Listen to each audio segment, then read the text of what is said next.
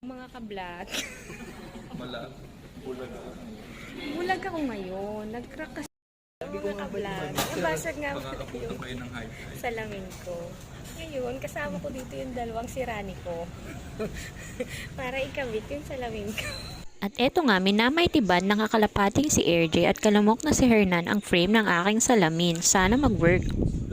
Kaso, para tong relasyon nyo hindi nag-work. Char! Eto, nilagyan muna namin ng tape para magamit ko for the whole day at makapagtrabaho ako. Kaya ayan, napilitan akong umuwi ng maaga para pumunta dito at magpapalit ng salamin. Mukha kasi akong ewan dito sa salamin ko na may tape. Meow, meow, meow, meow. While waiting sa aking salamin ay binilhan ko muna ng Turks yung asawa ko. Favorite kasi namin to. At syempre, ito ang pasalubong kay Alina, ang favorite niyang waffle. Tada! Eto na ang aking bagong salamin. Yan lang.